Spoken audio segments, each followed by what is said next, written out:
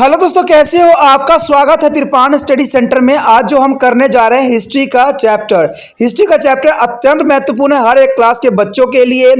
खास तौर पे जो यूपीएससी एग्जाम तैयार करना चाहते हैं तो इस वीडियो का जो है फायदा उठा सकते हैं और ये काफी इंपॉर्टेंट भी उनके लिए रहेगा। चलिए देखते हैं हमारा आज टॉपिक क्या है।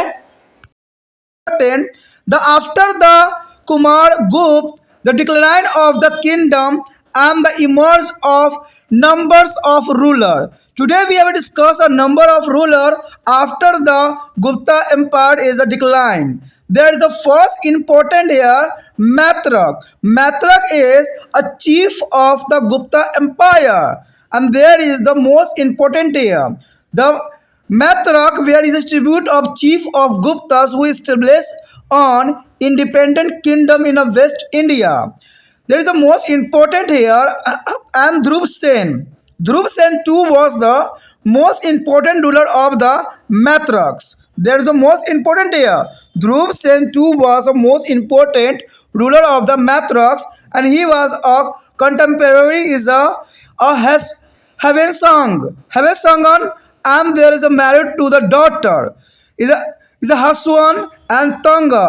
Tell about the Dhruv Sen too attend to the Harsa as an assembly by the Prayag, Allahabad, and the ruling over the Saraswatra of Gujarat and Matraks is developed to the Balabhi, and there is a capital and the city of become important center of learning. There is a most important here, important center of the learning. And began on the Arabian Sea, it is was the also port town having to the flourishing trade and commerce. And Matrix is continued to the rules of until the middle of the 18th century when to the Arab attacked to weaken their power. There is the most important here. And the next year Mokri. Mokri is the most important of decline of Gupta Empire. The Gupta Empire declined. There is the emerge of the Mokris. There is the most important here. The Mokris rulers over Kannauj is a city in the West Uttar Pradesh, which gradually replaced to the Patliputra as a political center of the northern India. The Mokris is where also there is a subordinate ruler of the Guptas and use the title of Samanta. There is the most important here. Harshavardhanam, their sister Rajshri was married to the Grihashvarman. That is the most important here.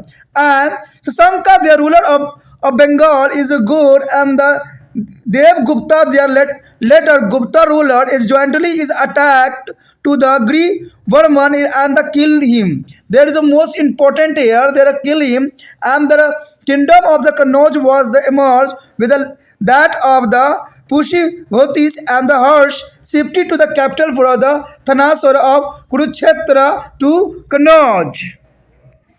After the Mokris is empire is destroyed, the emerge of the Thanesar of the Pushviti. There is the most important here, a Pushvutis of the Thanesar. Their Thanesar is a Harshan is a migrate for this area, and the important ruling of family to the gain a prominence after the fall of the Gupta was that Pushbhuti, and who had there is a capital of Thanasar. There is a most important here of fall of Gupta's empire. Thanaswara is there a Kurukshetra. The dynasty is become influential and with the associations of the Prakash Vardhan. Prakash Vardhan is the most important here, and who was able to defeat the Hunas and the strengthness of the position in the region of Punjab and Haryana. After his death, his elder son, is Rajvardhana, is come to the throne, but is the treacherous is a kill of the Sasanka. Sasanka is the most important here. They are king of Bengal of and Bihar. There is the most important here. Sasanka is the king of the Bengal and Bihar. And Harshavardhana, this ascended their authority is AD 606.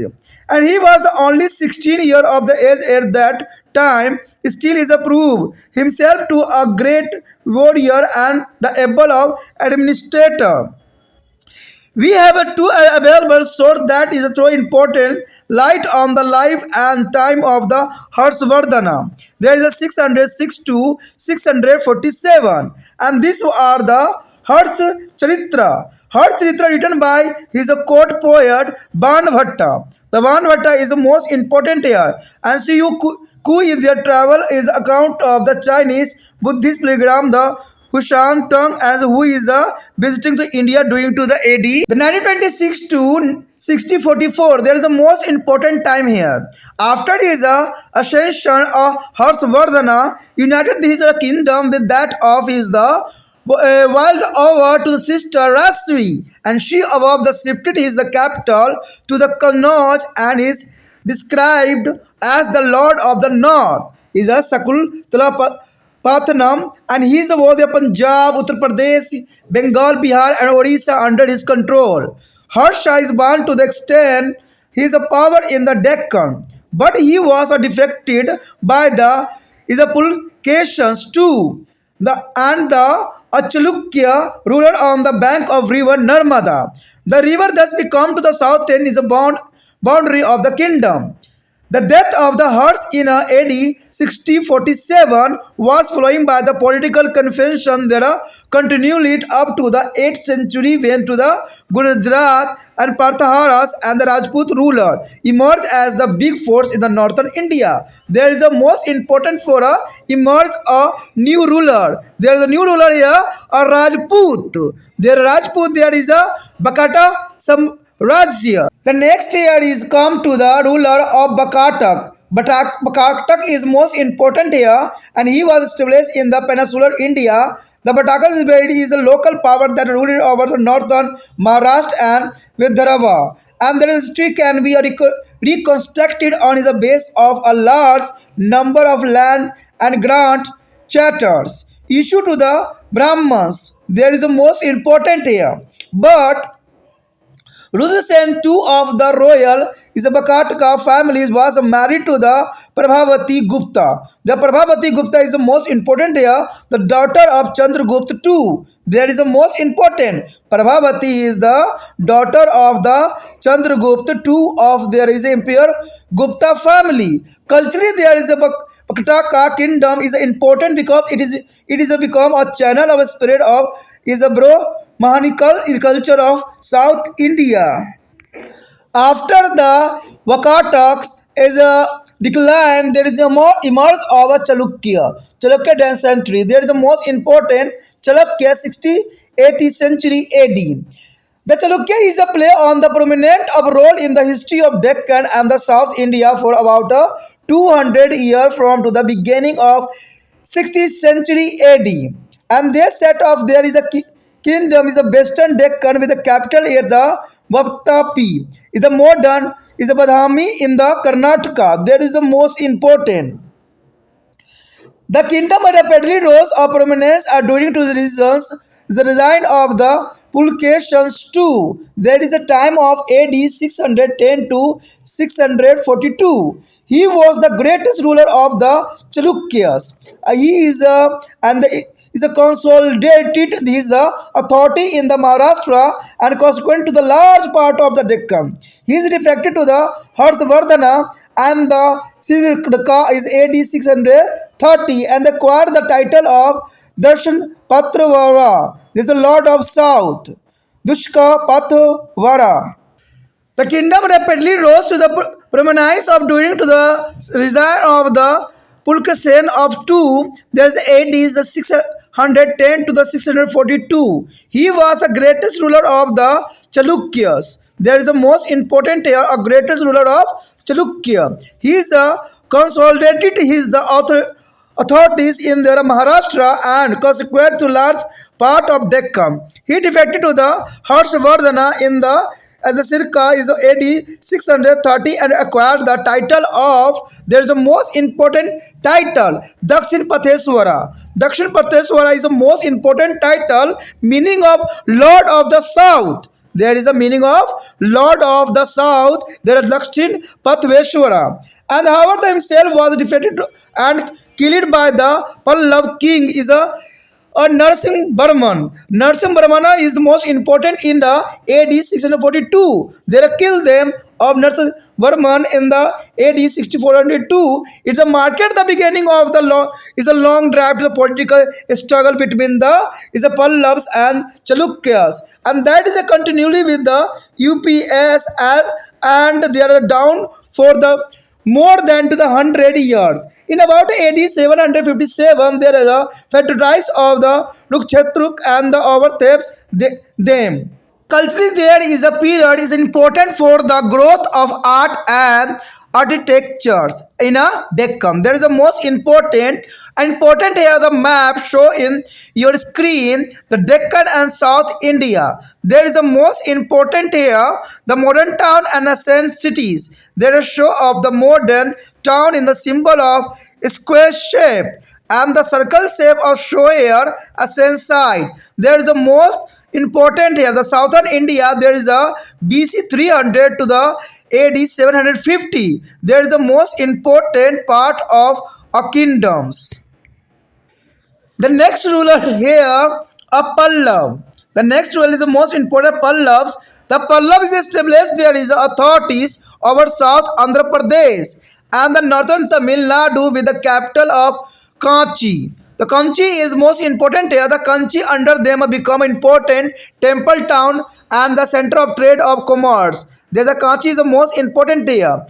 The Pallavas rose to the power due to the design of the Mahendravarman and the most important AD here 600 to 630 and the Narsimha Burman is the most important here and there is the AD of 630 to 668. There is a most important here the Narsimha Burman. There is a one. There is not a Narsimha Burman. There is a Narsimha Burman is one. And throughout there is a line there where the constant and conflict to the Chalukya of the Bhattapi in the northern and the Tamil kingdom of Cholas and the Pandyas in the south. There is root in the South India was replaced by their emperors of Chols and culturally there is a design in the important for the growth of Tamil Bhakti literatures and Dravidan style and the art of the architectures in South India. It was under that Mahabalipuram's south of Chennai emerged as an important center of temple is the architectures.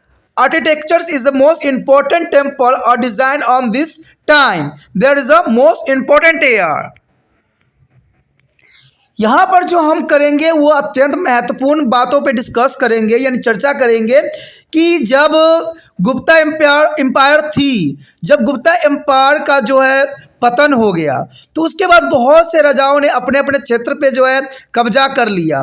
तो उन्हीं पे जो है हम आज चर्चा करने जा रहे हैं। आपको पता होगा कि कुमार गुप्त के बाद जो है कुमार गुप्त बहुत काफ़ी कमज़ोर होता चला गया क्योंकि बहुत से आक्रमणकारी जो थे बार बार उस पर अटैक करके उसको बिल्कुल खोखला कर दिया राज्य को।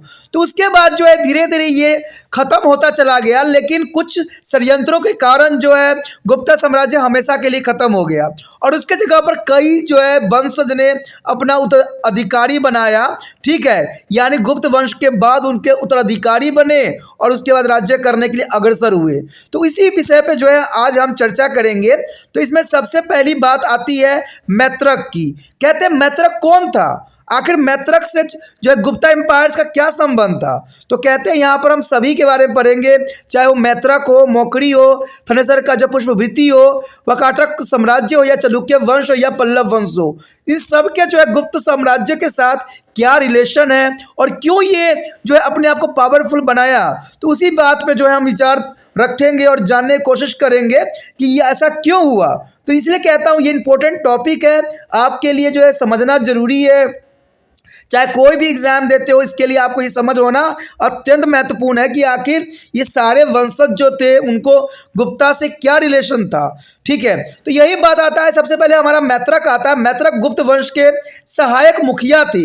अब देखिए मैत्रक कौन था, गुप्त वंश का सहायक मुखिया था ये, जिन्होंने पश्चिम भारत में एक स्वतंत्र सत्ता की स्थापना की थी।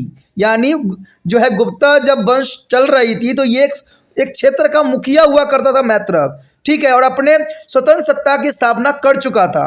मैत्रिक वंश का सर्वाधिक प्रमुख शासक ध्रुवसेन द्वितीय था। ध्रुवसेन द्वितीय बहुत इंपॉर्टेंट था, अगर आपको याद हो तो। अब कहते हैं ध्रुवसेन द्वितीय था वह हर्षवर्धन का समकालीन ही था, यानी हर्षवर्धन का समकालीन था। हर्षवर्धन की पुत्री जो संग, उसका विवाह भी हुआ था।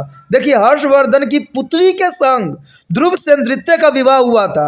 अब ये इसके साथ संबंध हो गया। कहते हैं हर्षवर्धन के विवरण में हमें पता चलता है कि ध्रुवसेन द्वितीय का हर्षवर्धन द्वारा प्रायोजित सभा में जो है प्रयाग और इलाहाबाद में हिस्सा लिया था। गुजरात में सौराष्ट्र का शासन करते हुए मैत्रक साम्राज्य ने जो है बल्लभी को अपनी राजधानी के रूप में उस समय विकसित कर लिया था। यह नगर शीघ्र ही जो है ज्ञानार्जन का महत्व केंद्र बन गया, यानी ज्ञान अर्जन के लिए महत्वपूर्ण केंद्र बना और अरब सागर किनारे स्थित होने के कारण यह प्रमुख बंदरगाह शहर के रूप में विख्यात हुआ, जिसमें व्यवसाय तथा वर्जनित समृद्ध काफी हो गई थी।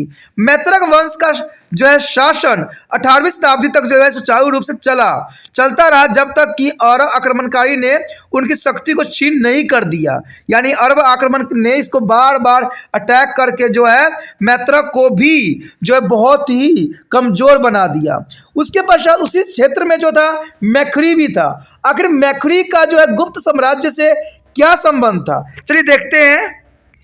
यहाँ पर आप देखोगे कि मोखरी जो था, मोखरी वंश का शासन पश्चिम उत्तर प्रदेश के मथुरा जिला में रहा। यानी ये मथुरा जिला में अपना जो है शासन चलाया करता था। किसके टाइम? गुप्त साम्राज्य के समय। धीरे धीरे पाटलिपुत्र के स्थान पर उत्तर भारत में सत्ता केंद्र बनकर उभरा, यानी धीरे धीरे इसने अपना पैर जो है पसारा और कहाँ तक फैल गया? उत्तर भारत में सत्ता का केंद्र के रूप में उभर के आया। मैखरी शासक गुप्त शासकों के अधीन शासक था। यानी यह देखिए, बहुत इंपॉर्टेंट बात आ गया कि जब गुप्त शासकों जो शासन कर रहे थे तो उस समय उनके जो है एक अधीन काम करने वाला ये मोखरी शासक था। यानी आपने सुना भी होगा, इससे पहले जो है टॉपिक देखा भी होगा कि जो है चाहे वो विक्रमादित्य हो चाहे चंद्रगुप्त फर्स्ट हो, उन सब ने क्या किया? सभी राज्यों को जीत के उन्हीं को सौंप दिया था कि आप राज्य कीजिए और हमें टैक्स के रूप में दीजिए। ठीक है, टैक्स हमें दीजिए और हमारा प्रभुता स्वीकार कीजिए। तो मोखरी भी इसी टाइप का राजा था जो कि मतलब जीता हुआ था। ठीक है, जिसको गुप्ता वंश ने जीता हुआ था, लेकिन बाद में जब गुप्ता वंश कमजोर पड़ गया तो ये राजा वहाँ के हो गया। तो इसी के साथ इसका संबंध रहा। कहते समांतर उपाधि का जो है प्रयोग करते थे, ये समांत जो है उपाधि का ये प्रयोग किया करता था। हर्षवर्धन की बहन राजश्री का विवाह भी जो है गर्भवर्ष जो है हर्षवर्धन से हुआ था, हर्षवर्धन से ही हुआ था। और बंगाल के शासक शशांक एवं उत्तरवर्ती गुप्त शासक देवगुप्त ने संयुक्त रूप से जो है हर्षवर्धन पर आक्रमण किया था और उसकी हत्या भी कर दी थी। यानी उस पर जो है हत्या करने का भी आरोप है। कन्नौज के राज्य का पुष्पभीति के राज्य में विलय हो गया और तथा एवं हर्षवर्धन ने अपनी राजधानी थनेसर जो है कुरुक्षेत्र से कन्नौज में स्थानांतरित कर लिया। हर्षवर्धन की बहन राजश्री का विवाह जो था गृहवर्मन के साथ किया गया।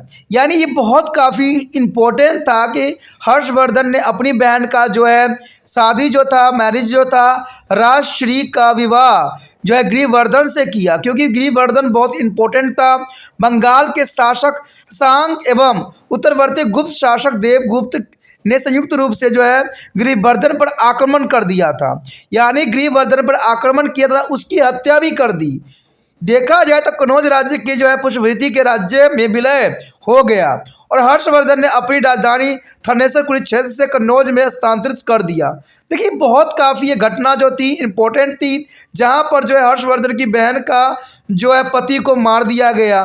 और ये इसकी वजह से क्या हुआ, हर्षवर्धन को जो है अपना राजधानी शिफ्ट करना पड़ गया।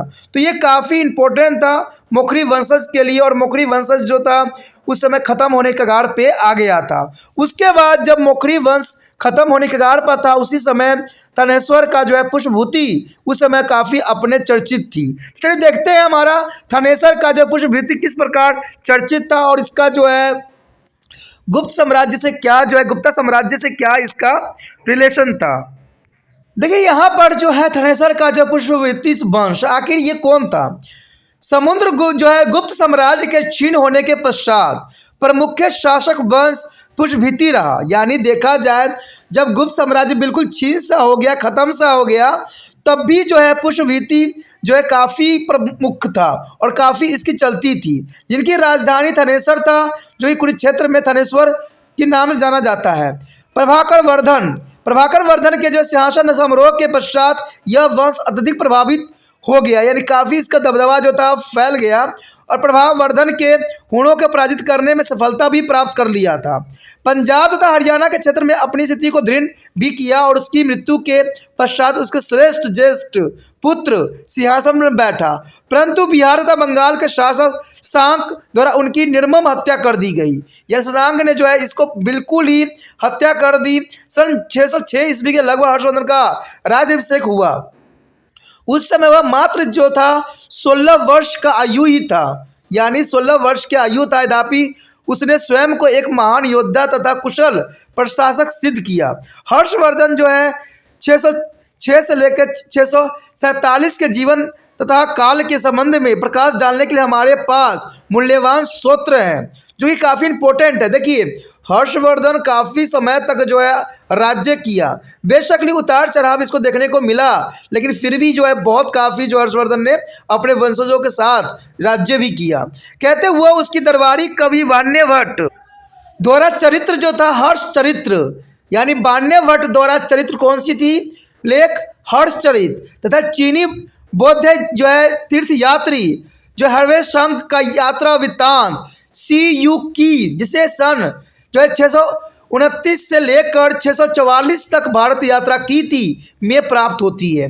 यानी इससे हमें वाण्यभट्ट के हर्ष चरित्र में सारी बात के जो है बिल्कुल व्याख्या की गई और समझाया गया है कि कैसा जो इसका राज्य काल हुआ करता था। गद्दी संभालने के पश्चात हर्षवर्धन ने अपने साम्राज्य को अपनी बहन के साम्राज्य के साथ मिलाकर संयुक्त कर लिया था। जैसे हमने पढ़ा भी था कि उसके पति जो था गृहवर्मन, ठीक है, राजश्री की पति गृहवर्मन, जिसकी हत्या कर दी थी, और उसके बाद हर्षवर्धन ने अपनी राजधानी शिफ्ट कर ली थी, और शिफ्ट करने के बाद क्या किया, उसने दोनों को संयुक्त कर दिया, आपस में मिला दिया और अपनी राजधानी को कन्नौज में स्थानांतरित कर लिया था। हर्षवर्धन के उत्तर का देव की उपाधि दी गई, यानी उत्तर का इसको देव का उपाधि दी। उसने पंजाब, उत्तर प्रदेश, बंगाल, बिहार तथा उड़ीसा को संगठित कर लिया था। हर्ष अपने साम्राज्य की पताका दक्षिण में भी फैलाना चाहता था, परंतु नर्मदा नदी के तट पर चालुक्य शासक पुलकेशिन द्वितीय ने उसे पराजित कर दिया और इस प्रकार नर्मदा नदी उसके साम्राज्य की दक्षिण सीमा बन गई। यानी इसके जो है पराजय के कारण वो आगे दक्षिण क्षेत्र में नहीं बढ़ पाया और वहाँ से पहले ही चालुक्य शासक पुलकेशिन डटा हुआ था, जिसकी वजह से उसको हार का सामना करना पड़ा और दक्षिण सीमा भी गंवानी पड़ी। कहा जाता है कि हर्षवर्धन की मृत्यु के उपरांत जो कि सन 647 से भारत में राजनीतिक अनिश्चितता का दौर आरंभ हो गई और यानी यहाँ से जो था हर अपने आप को राजा साबित करने पे लग गया, जो 18वीं शताब्दी तक चलता ही रहा। जब उत्तर भारत में गुजर प्रतिहार राजपूत शासक बड़ी शक्तिशाली के रूप में उभर कर सामने आया, लेकिन फिर भी इनको दबाने के लिए कहते हैं एक और वंश का उदय हुआ, वो था बकाटक साम्राज्य का जो था उदय हुआ। अब देखते हैं बकाटक साम्राज्य के साथ जो है गुप्ता वंश का क्या संबंध है। देखा जाए तो बकाटक साम्राज्य भारतीय प्रायद्वीप में बकाटक एक स्थानीय सत्ता थे, जिसका साम्राज्य उत्तरी महाराष्ट्र तथा विदर्भ में था। उनका इतिहास ब्राह्मणों के दान की गई भूमि के लिए जारी किए गए अधिकार पत्रों की सहायता से पुण्य लिखा जा सकता है। शाही बकाटक वंश के जो है रुद्रसेन द्वितीय का विवाह महान गुप्त वंश के प्रतापी शासक चंद्रगुप्त द्वितीय के पुत्री प्रभावती गुप्त के साथ हुआ था। अब देखिए आ गया इसका रिलेशन कि यहाँ पर शाही बकाटक वंश के रुद्रसेन द्वितीय का विवाह, आपने पढ़ा भी था आप पहले कि रुद्रसेन का विवाह जो हुआ था महान गुप्त वंश के प्रतापी शासक चंद्रगुप्त द्वितीय यानी विक्रमादित्य की पुत्री प्रभावती गुप्त के साथ हुआ था। इसलिए इसके साथ संबंध जो था बहुत काफी गहरा था। बकाटक साम्राज्य सांस्कृतिक रूप से जो है महत्वपूर्ण स्थान रखता था, क्योंकि वह दक्षिण भारत में ब्राह्मणवाद की संस्कृति के विस्तार का माध्यम बना हुआ था।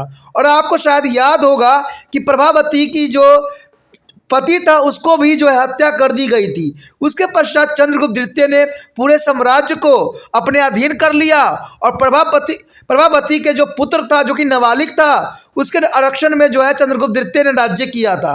तो ये काफ़ी इंपॉर्टेंट बात यहाँ पर आता है बकाटा साम्राज्य का सहसंबंध। और उससे भी इंपॉर्टेंट बात आता है कि इसका चालुक्य वंश से क्या संबंध था गुप्ता वंश का। तो चलिए देखते हैं गुप्ता वंश का जो है चालुक्य वंश से क्या संबंध था। उसके पश्चात हमारे समक्ष आता है चालुक्य वंश। कहते हैं चालुक्य वंश से जो था गुप्ता एम्पायर्स का क्या संबंध था, गुप्त वंश का क्या संबंध था और ये किस प्रकार से अपने आप को उत्तराधिकारी मानता था। कहते हैं दक्कन तथा दक्षिण भारत के इतिहास में चालुक्य वंश ने 6ठी शताब्दी के आरंभ से लेकर 200 वर्ष तक महत्वपूर्ण भूमिका निभाई। यानी 6ठी शताब्दी से आरंभ से लेकर 200 वर्ष, काफ़ी महत्वपूर्ण होती है 200 वर्ष। उन्होंने पश्चिम दक्कन में अपने साम्राज्य की स्थापना की।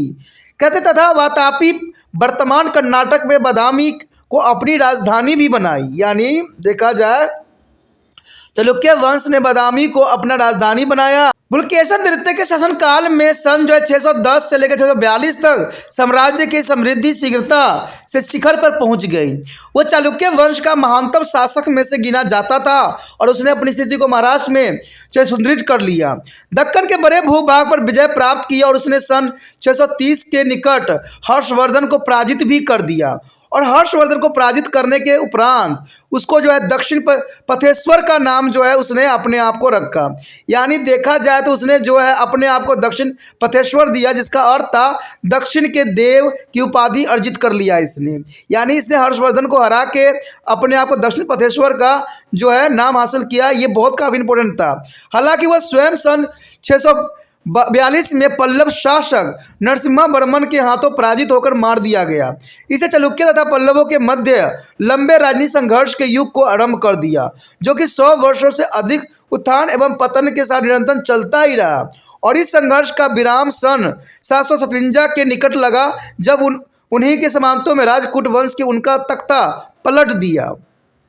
सांस्कृतिक रूप से दक्कन क्षेत्र में कला तथा स्थापत्य कला की प्रगति के लिए इस युग की अपनी एक महत्ता थी, जो कि काफ़ी इम्पोर्टेंट था और काफ़ी जरूरी भी थी। कहते हैं उसके बाद जो यहाँ पल्लव वंश आया और पल्लव वंश के जो साथ जो है गुप्ता एम्पायर्स का क्या रिलेशन था, चलिए देखते हैं। कहते हैं पल्लव वंश भी इंपॉर्टेंट थी उस समय। पल्लव वंश ने अपने साम्राज्य दक्षिण आंध्र प्रदेश से लेकर उत्तरी तमिलनाडु तक स्थापित कर लिया था। उन्होंने कांची को अपनी राजधानी बनाई थी और उसके शासनकाल में कांची जो है व्यापारिक तथा व्यवसायिक गतिविधियों का एक महत्वपूर्ण केंद्र था। मंदिर के लिए विख्यात नगर बन गया था और महेंद्र वर्मन जो कि सन 600 से लेकर 630 तक, नरसिंह वर्मन जो कि 630 से लेकर 668 के शासनकाल में पल्लव वंश के साम्राज्य काफ़ी विस्तार किया। यानी देखा जाए तो पल्लव वंश का विस्तार काफ़ी हुआ। अपने शासनकाल के दौरान उत्तर में प्रतापी चालुक्य वंश चोल के तमिल साम्राज्य तथा दक्षिण में पांड्यों के साथ निरंतर चलता ही रहा। यानी देखा जाए तो पल्लव वंश को जो है स्थायी रूप से बैठने नहीं दिया, इसका संघर्ष सदैव चलता ही रहा। प्रतापी चोल शासकों द्वारा दक्षिण भारत में अनेक शासन का अंत हुआ। यानी काफ़ी शासन जो था इसके दौरान अंत हुआ और संस्कृति रूप से जो है उनका शासन कला और तमिल साहित्य में भक्ति धारा के विकास के लिए एवं दक्षिण भारत में कला तथा स्थापत्य कला के क्षेत्र में द्रविड़ शैली की प्रगति काफ़ी जो समरणीय रहा। उन्हीं के शासनकाल में चेन्नई का दक्षिण क्षेत्र जो है महाबलीपुरम मंदिर की वास्तुकला के महत्वपूर्ण केंद्र के रूप में प्रकट भी हुआ। अब ये सब बातें देखने के लिए हम मैप का जो है अनुसरण करेंगे कि मैप में इनका क्षेत्र किस तरह से जो है फैला हुआ था। चलिए देखते हैं मैप। ये मैप जो है काफ़ी इंपॉर्टेंट है समझाने के लिए कि उस समय शासनकाल जो था कितने क्षेत्र में जो है फैले हुए थे और उनका क्या दबदबा था। यहाँ पर आपको जो है दो सिंबल दिख रहे हैं। एक जो है आपका दिखेगा वर्ग शेप जो आधुनिक शहर को दर्शाता है, और एक जो है आपका वृत्तीय दिख रहा होगा सर्कल शेप जो कि दिखाता है कि प्राचीन स्थल कौन कौन से क्षेत्र में थे। कहते हैं ये काफ़ी इंपॉर्टेंट है कि उस समय इन राजाओं ने काफ़ी क्षेत्र में राज्य को स्थापित किया और काफ़ी संघर्ष चलती रही। देखा जाए तो पूरे भारत में कुछ ही क्षेत्र जो है अनभिक्त रहे होंगे जहां पर इन्होंने अपना प्रताप नहीं छोड़ा होगा, बट हर क्षेत्र में इनका जो है अपना एक महत्वपूर्ण स्थान रहता है। ठीक है, ये काफ़ी इंपॉर्टेंट बात थी और काफ़ी समझ के लिए ज़रूरी भी थी। कहते हैं दोस्तों आगे का टॉपिक अत्यंत महत्वपूर्ण है, जिसमें हम उस समाज, उस समय के राजनीतिक, अर्थव्यवस्था, इस सारे चीज़ों पे हम आगे डिस्कस करेंगे, जो ये काफ़ी इंपॉर्टेंट आपके लिए रहने वाला है। तो आप इसी तरह त्रिपाठी चैनल को लाइक, शेयर, सब्सक्राइब भी करते रहिए। हम अगले वीडियो में मिलेंगे।